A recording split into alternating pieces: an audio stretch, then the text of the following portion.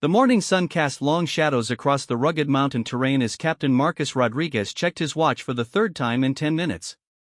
His radio crackled with static, but no clear communication came through from headquarters. The 163 Rangers under his command were scattered across the valley below, conducting what was supposed to be a routine training exercise in the remote wilderness of the Rocky Mountains. Maria Santos adjusted her scope and peered through the dense forest canopy from her elevated position on the ridge. As the only female sniper in the elite mountain rescue unit, she had volunteered for this solo reconnaissance mission to monitor the training exercise from above. Her job was simple: observe and report.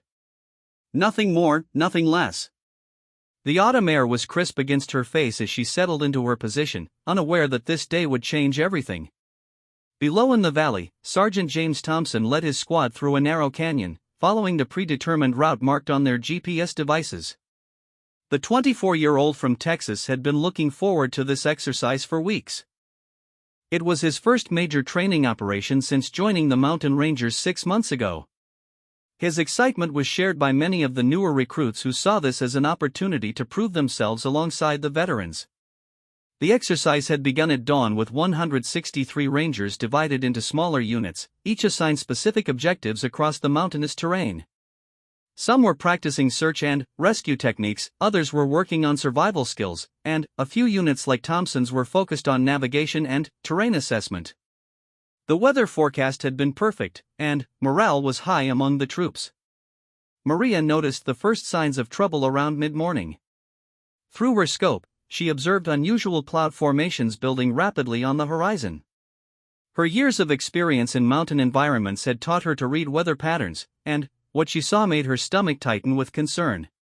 The clouds were moving faster than predicted, and they were darker than anything the Weather Service had forecasted. Captain Rodriguez felt the first drops of rain as he coordinated with his unit leaders via radio. The communication was becoming increasingly difficult as atmospheric interference grew stronger. What had started as a light drizzle quickly intensified into a steady downpour.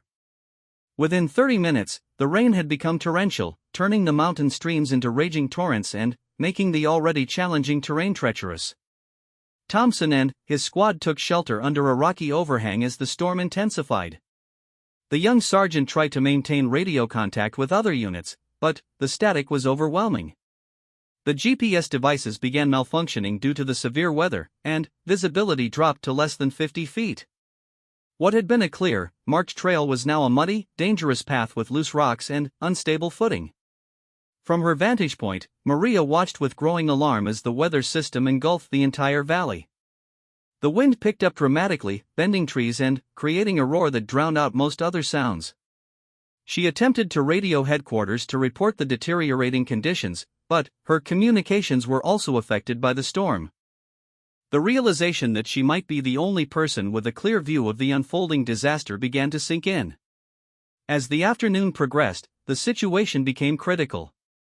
The heavy rainfall triggered multiple landslides across the mountainside, blocking the main access roads and cutting off escape routes.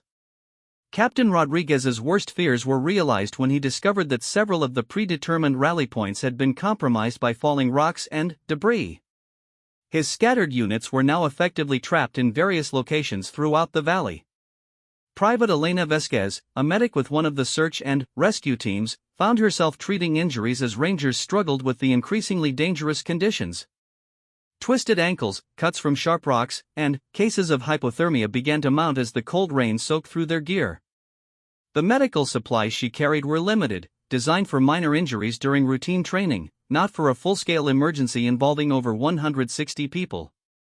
Maria made the difficult decision to abandon her observation post and move to a better position where she might be able to establish communication with the outside world. As she carefully navigated the treacherous terrain in the storm, she carried with her the growing weight of responsibility. She was beginning to understand that she might be the only hope for the trapped Rangers below. The storm showed no signs of abating as evening approached. Temperature began to drop rapidly, adding the threat of hypothermia to the already dangerous situation. Captain Rodriguez gathered what remained of his command structure and tried to account for all personnel. The task was nearly impossible with communications down and units scattered across miles of mountainous terrain.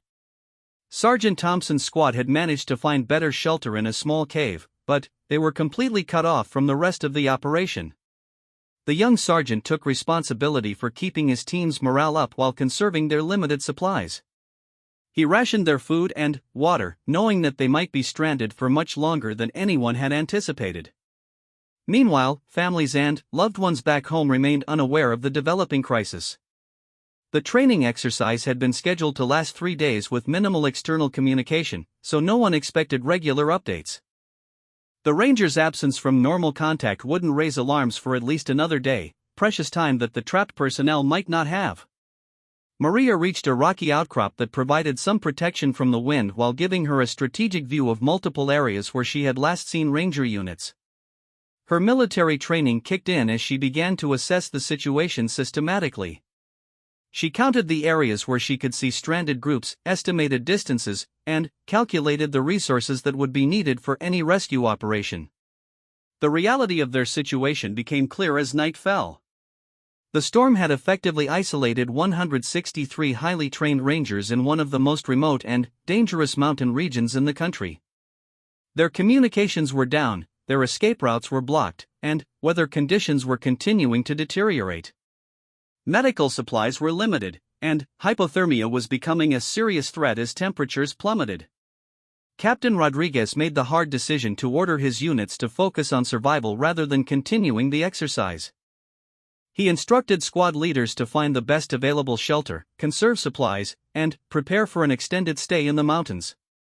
The experienced officer knew that panic could be as deadly as the elements, so he worked to maintain discipline and hope among his troops even as his own concerns grew. As Maria settled into her improvised shelter for what promised to be a long, dangerous night, she reflected on her unique position. She was trained as a sniper and reconnaissance specialist, not a rescue coordinator. Yet circumstances had placed her in a role that might determine whether 163 of her fellow Rangers would survive the night. The weight of that responsibility pressed down on her as heavily as the storm that raged around the mountain. The first night was brutal for everyone involved. Rangers huddled together in whatever shelter they could find, sharing body heat and trying to stay dry. Several units reported injuries over the sporadic radio communications that occasionally broke through the interference.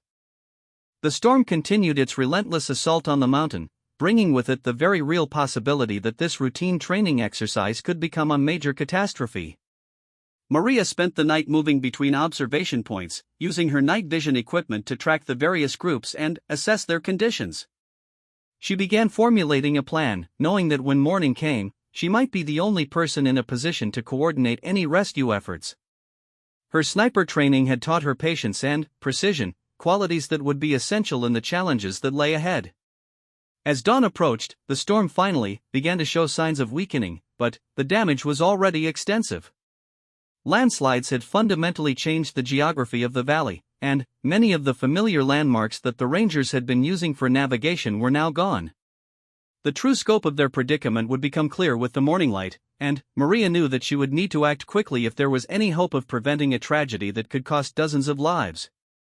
Dawn broke over the devastated mountain landscape, revealing a scene that chilled Maria to her core. Through her scope, she surveyed the aftermath of the storm and landslides that had transformed the familiar training ground into an unrecognizable maze of fallen trees, shifted boulders, and debris-filled streams. The scope of the disaster was far worse than she had imagined during the dark hours of the night. Captain Rodriguez emerged from the rocky shelter where he had spent the night with 12 of his Rangers. His face was grim as he took in the changed landscape. The main trail they had used to enter the valley was completely blocked by a massive landslide that had deposited tons of rock and earth across what had once been their primary escape route. Even with heavy equipment, it would take days to clear a path through the debris. From her elevated position, Maria began systematically cataloging the locations of the trapped groups. She counted at least 15 separate clusters of Rangers scattered throughout the valley, some in relatively stable positions while others appeared to be in immediate danger. One group was trapped on a narrow ledge where another landslide could easily sweep them into the raging river below. Another team was visible near an area where she could see fresh cracks in the rock face, suggesting that more slides were imminent. Sergeant Thompson's squad had spent a miserable night in their cave shelter, but they had remained dry and relatively warm. As morning light filtered in, Thompson ventured outside to assess their situation and attempt radio contact. What he saw made his heart sink. The path they had taken to reach this area was now completely impassable, blocked by a wall of fallen trees and loose rock that stretched for hundreds of yards. Private Elena Vesquez continued her work as a medic, but her supplies were running dangerously low. During the night, she had treated 2 cases of severe hypothermia, several injuries from falls on the slippery terrain, and 1 ranger who had been struck by falling debris. Her limited medical kit was designed for minor field injuries, not for treating dozens of people in emergency conditions. She knew that without proper medical evacuation, some of the more seriously injured rangers might not survive another night in the mountains. Maria faced a critical decision as she observed the desperate situation below. Her communication attempts had failed throughout the night, and she realized that the regular check-in with headquarters wasn't scheduled for another 18 hours. By then, it might be too late for the most vulnerable of the trapped rangers. She had to find a way to get word to the outside world, but that would mean leaving her observation post and venturing into dangerous terrain. The psychological toll of the situation was becoming evident among the trapped rangers. Many were experienced soldiers and outdoor specialists, but being cut off from communication and trapped by natural disasters was testing everyone's mental resilience. Captain Rodriguez moved between groups when possible, using his leadership skills to maintain morale and prevent panic from spreading through the ranks. One of the most precarious situations involved a group of 8 rangers led by Lieutenant Sarah Chen. They had taken shelter in what they thought was a stable area, but the morning light revealed that they were positioned directly below a fractured cliff face. Large cracks had appeared in the rock during the storm, and Maria could see through her scope that chunks of stone were already beginning to break away. Any significant vibration or further weather could trigger a massive rockfall that would certainly be fatal. Maria made her first critical decision of the day. She carefully plotted a route down from her position that would allow her to reach a small communications relay station that she remembered from previous exercises in the area. The station was located about 3 miles away across treacherous terrain, but it represented the best chance of establishing contact with the outside world. The risk was enormous. If she became injured or lost, there would be no one else in position to coordinate rescue efforts. As she prepared to leave her observation post, Maria took detailed notes about each group's location and condition. She sketched maps showing the various debris fields, unstable areas, and potential routes that rescue teams might be able to use. This information would be crucial for any rescue operation, and she knew that her unique vantage point had given her intelligence that would be impossible to gather from ground level. The journey to the communications station proved to be even more dangerous than Maria had anticipated. The storm had not only caused landslides but had also created new streams and waterfalls as the normal drainage patterns had been disrupted. She found herself having to cross several fast-moving streams where the water was ice-cold and the current was strong enough to sweep her away if she lost her footing. Back in the valley, Captain Rodriguez was conducting his own assessment of the situation. He had managed to establish brief radio contact with about half of his scattered units, but the communications were still severely hampered by atmospheric interference and the challenging terrain. What he learned from these brief contacts confirmed his worst fears. They were dealing with multiple serious injuries, dwindling supplies, and several groups in immediately life-threatening situations. Sergeant Thompson took it upon himself to explore possible escape routes from his squad's position. What he discovered was sobering. Every path they had used during the exercise was now blocked or had become extremely dangerous. The young sergeant realized that they might be trapped for days or even weeks unless outside help arrived. He returned to his squad with a plan to ration their remaining food and water while preparing for a potentially long wait. Maria reached the communications station after 4 hours of grueling travel, only to discover that the small building had been damaged by falling trees. The main antenna was down, and several pieces of equipment had been destroyed by debris. However, her technical training allowed her to assess the damage and determine that the backup radio system might still be functional if she could repair some of the connections and find a way to power it up. Working with damaged equipment in freezing conditions, Maria spent 2 hours making repairs with improvised tools and components salvaged from the wreckage. Her sniper training had taught her patience and attention to detail, skills that proved invaluable as she carefully restored power to the emergency communication system. Finally, she heard the crackling sound that indicated the radio was receiving signals. Her first successful transmission was brief but critical. Maria managed to contact a Forest Service station 40 miles away, quickly explaining the situation and providing coordinates for the trapped rangers.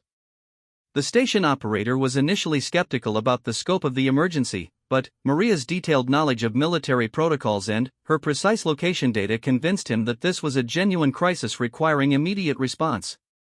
The Forest Service operator promised to relay the emergency to appropriate authorities and confirmed that search and rescue teams would be dispatched as soon as possible. However, he also warned Maria that weather conditions were preventing helicopter operations, and ground-based rescue teams would face the same blocked roads and dangerous terrain that had trapped the rangers in the first place. Realizing that outside rescue might be hours or even days away, Maria made her second critical decision. She would return to the valley and use her unique skills and position to begin coordinating survival efforts among the trapped groups. Her sniper training included extensive experience with reconnaissance and target coordination, skills that could be adapted to help organize the scattered rangers and guide them towards safer positions. The return journey to the valley was made more difficult by her growing exhaustion and the deteriorating weather conditions. A new storm system was approaching from the west, threatening to bring more rain and possibly snow to the already devastated area. Maria knew that another severe weather event could be catastrophic for the exposed and injured rangers who were already struggling to survive. As she made her way back toward her observation post, Maria began developing a comprehensive plan for helping the trapped rangers survive until rescue arrived. She would use her elevated position and long-range communication capabilities to coordinate movement between groups, guide them toward better shelter, and help organize the sharing of supplies among units that were better equipped and those that were running dangerously low on resources. Captain Rodriguez had spent the day trying to consolidate his scattered command, but the challenging terrain made movement extremely dangerous. 2 rangers had been injured attempting to reach other groups, and he made the difficult decision to order everyone to remain in their current positions unless they faced immediate life-threatening danger. This decision likely saved lives, but it also meant that some groups would continue to face critical shortages of food, water, and medical supplies. Maria finally reached a position where she could see most of the trapped groups as afternoon turned to evening. What she observed filled her with both determination and dread. Several of the ranger groups appeared to be in worse condition than they had been that morning. The stress of the situation, combined with exposure to cold and dampness, was taking a serious toll on everyone in the valley. As the second night approached, Maria positioned herself where she could maintain visual contact with as many groups as possible while also being prepared to move quickly if emergency situations developed. She had become the unofficial coordinator of survival efforts for 163 trapped rangers, a responsibility that weighed heavily on her shoulders as darkness fell over the mountain valley once again. The approaching storm clouds promised another night of challenging weather, and Maria knew that the next several hours would be critical. Some of the injured rangers might not survive another night of exposure, and the psychological stress of being trapped was beginning to affect decision-making among even the most experienced soldiers. Everything would depend on how well she could coordinate their efforts and help them hold on until professional rescue teams could reach them. The second night brought with it a new wave of challenges that pushed both Maria and the trapped rangers to their absolute limits. The approaching storm system had indeed materialized, bringing not just rain but also sleet and the first hints of snow that would make survival even more precarious.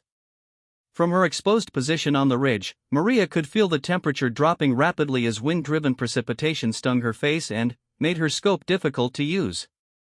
Lieutenant Sarah Chen's group remained in the most immediate danger beneath the fractured cliff face.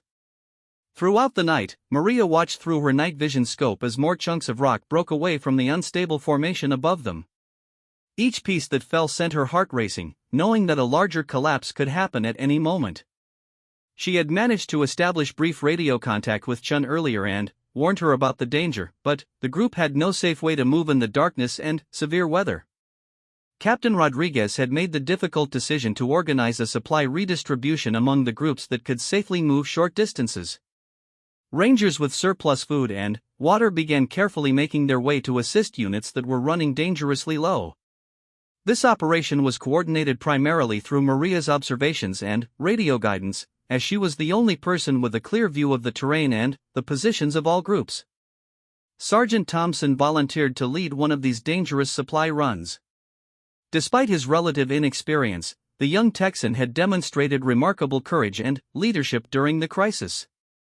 He and 2 volunteers from his squad carefully made their way across unstable terrain to reach a group of 12 rangers who had been trapped in a narrow ravine with limited supplies.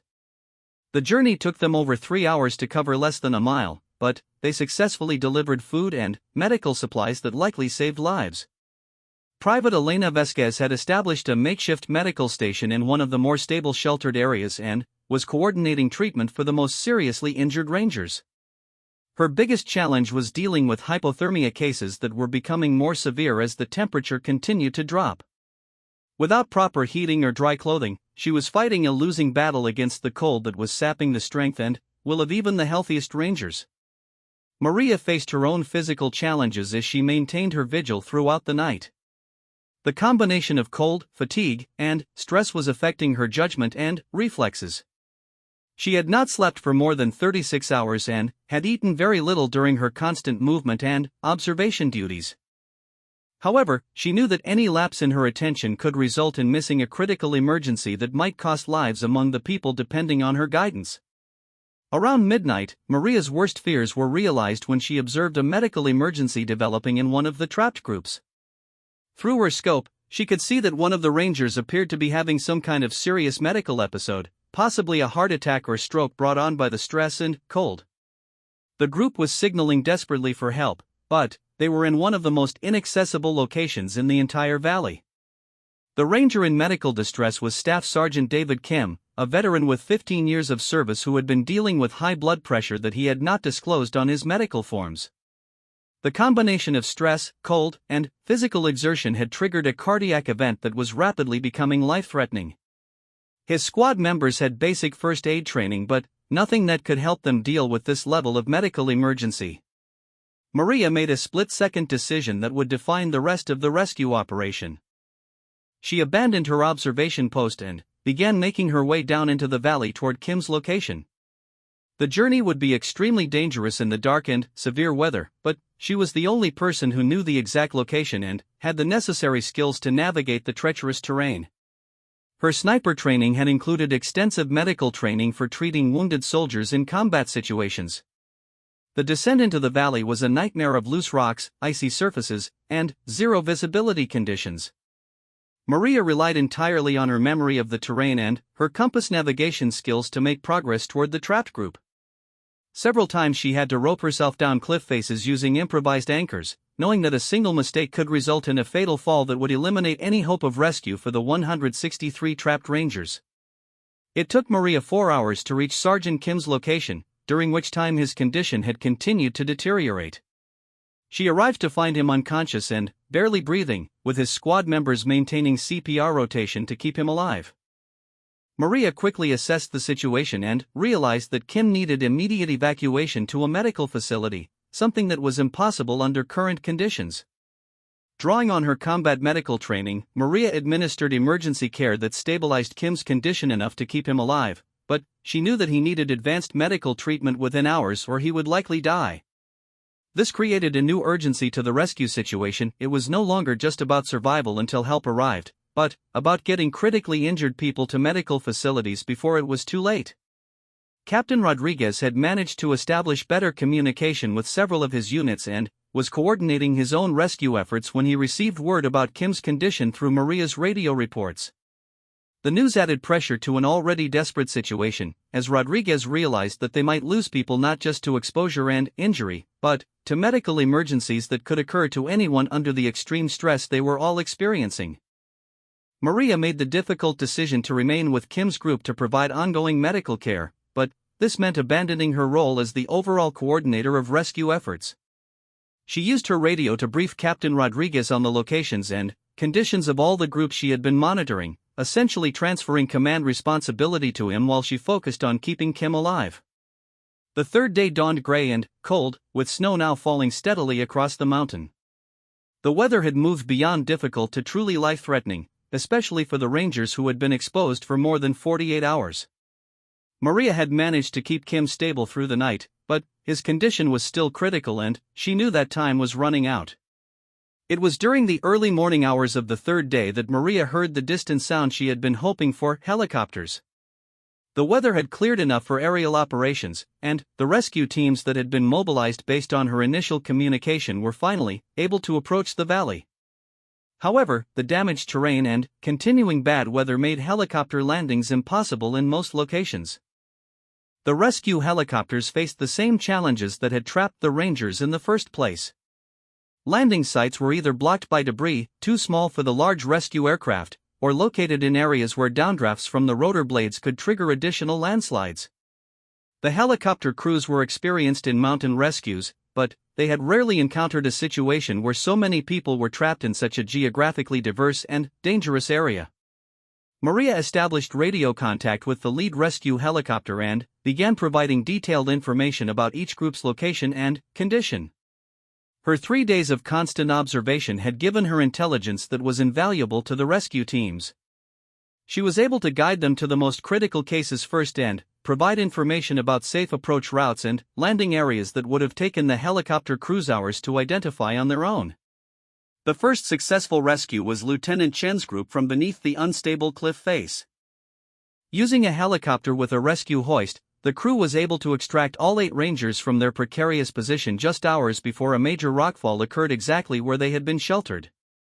This rescue validated Maria's assessment of the dangers and probably saved 8 lives that would have been lost if the evacuation had been delayed. Sergeant Kim was among the second group to be evacuated, with Maria accompanying him to continue providing medical care during the helicopter flight to the nearest hospital. As she watched the mountain valley disappear below them, Maria felt a mixture of relief and continued worry for the Rangers who were still trapped below. Her part in the rescue operation was far from over, as she would need to help coordinate the evacuation of the remaining groups. The helicopter evacuation process proved to be complex and time-consuming. Each group had to be carefully assessed for the safest extraction method, and weather conditions continued to affect operations. Some groups could be picked up directly by helicopter, while others had to be moved to better locations first. The process required careful coordination between air and ground rescue teams, with Maria serving as the primary intelligence source for planning each operation. By the end of the third day, approximately half of the trapped Rangers had been successfully evacuated. However, the remaining groups included some of the most difficult cases: Rangers who were in locations that were either too dangerous for helicopter approach or who were too severely injured to be moved easily. These evacuations would require even more complex rescue operations that could extend into a 4th day. Captain Rodriguez was among the Rangers still waiting for evacuation, having insisted that his men be rescued before him. His leadership during the crisis had been instrumental in preventing panic and organizing survival efforts among the scattered groups. As he waited for his turn to be evacuated, he reflected on how Maria's actions had been the critical factor that had prevented what could have been a massive tragedy with potentially dozens of casualties. Maria found herself in the unique position of being both a victim who needed rescue and a key coordinator of the rescue operations. Her intimate knowledge of each group's location and condition made her invaluable to the rescue teams, but she was also exhausted and needed medical attention herself after 3 days of constant exposure to severe weather and extreme stress. As night fell on the third day, significant progress had been made, but the rescue operation was far from complete. Weather forecasts suggested that another storm system was approaching, which would halt helicopter operations and potentially trap the remaining Rangers for several more days. The race against time and weather continued, with Maria's coordination efforts becoming even more critical as conditions threatened to deteriorate once again. The 4th day of the rescue operation began with a race against time as weather forecasters confirmed that a major storm system would reach the mountain region by evening. This new storm promised to bring heavy snow and high winds that would make helicopter operations impossible for potentially several days. Maria found herself back in the valley, having returned with the rescue teams to help coordinate the evacuation of the remaining 67 Rangers who were still trapped in various locations. Captain Rodriguez had spent the night organizing the remaining groups into more concentrated areas where possible, following Maria's guidance about safe movement routes and stable shelter locations. His leadership during the crisis had been exemplary, but the strain of maintaining morale and discipline among exhausted and frightened rangers was taking its toll on him personally. He knew that many of his people were reaching their physical and psychological limits. Sergeant Thompson's squad was among the groups still awaiting evacuation, but the young sergeant had emerged as an unexpected leader during the crisis. His willingness to risk his own safety to help other groups had inspired many of the other rangers and had been instrumental in maintaining cooperation and mutual support among the scattered units. Thompson had grown from an inexperienced recruit into a leader who commanded respect from veterans twice his age. Private Elena Vesquez had established herself as the primary medical coordinator for the remaining groups, working closely with Maria and the rescue teams to prioritize evacuations based on medical need. Her careful assessment and treatment of injured rangers had undoubtedly saved lives, and she had managed to keep seriously injured people stable until they could receive proper medical care. Her supplies were completely exhausted, but her knowledge and skills continued to be invaluable. The most challenging remaining rescue involved a group of 15 rangers who were trapped in a narrow canyon where helicopter access was impossible due to dangerous downdrafts and limited maneuvering space. These rangers, led by Lieutenant Michael Torres, had been some of the most isolated throughout the crisis and were now facing severe supply shortages and several cases of advanced hypothermia. Maria worked with the rescue team leaders to develop a complex extraction plan for Torres's group that would involve ground-based rescue teams rappelling into the canyon while helicopters provided support and evacuation capabilities from the canyon rim. This operation would be extremely dangerous and would require precise timing and coordination to avoid triggering additional landslides in the unstable terrain. The canyon rescue operation began at first light with Maria positioned where she could observe both the trapped rangers and the rescue team's approach. Using her sniper scope and communication equipment, she provided real-time intelligence about conditions in the canyon and guided the rescue team's movements to avoid areas where loose rock posed immediate dangers. Technical Sergeant Amanda Foster, a veteran rescue specialist, led the team that rappelled into the canyon to reach Torres's group. Foster's experience in mountain rescue was extensive, but even she acknowledged that this was one of the most challenging operations she had ever attempted. The combination of unstable terrain, injured personnel, and weather pressure created conditions that pushed rescue techniques to their absolute limits. Maria's role evolved throughout the day as she became the primary communication link between the various rescue operations taking place simultaneously across the valley. Her unique position and comprehensive knowledge of the terrain made her an invaluable asset to multiple rescue teams working on different evacuations. She coordinated helicopter movements, guided ground teams to safe routes, and provided critical intelligence about changing conditions throughout the area. The canyon rescue proved to be even more complex than anticipated when the rescue team discovered that 2 of the trapped rangers were too severely injured to be moved using standard techniques. One had suffered a compound leg fracture during a fall, while another was showing signs of severe internal injuries. These cases required specialized medical equipment and techniques that pushed the limits of what was possible in field conditions. Maria found herself rappelling into the canyon alongside the rescue medics to provide additional medical support for the evacuation of the most critically injured rangers. Her combat medical training proved invaluable in stabilizing patients for the complex extraction process that involved raising them up the canyon walls using specialized rescue equipment while maintaining life support. As afternoon approached and the storm clouds gathered on the horizon, the rescue operation intensified with helicopter crews pushing the limits of safe flying conditions to evacuate as many people as possible before weather forced them to suspend operations.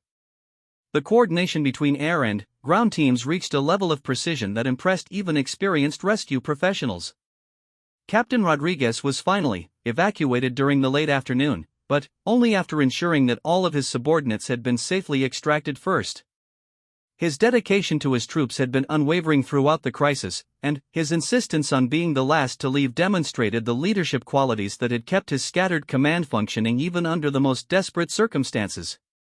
Sergeant Thompson's evacuation came as part of one of the final helicopter operations before the storm arrived. As he was lifted away from the valley that had been his home for 4 harrowing days, he looked down at the transformed landscape and reflected on how the experience had changed him fundamentally. The frightened young recruit who had entered the valley for a training exercise no longer existed. In his place was a seasoned ranger who had proven himself under the most demanding conditions imaginable.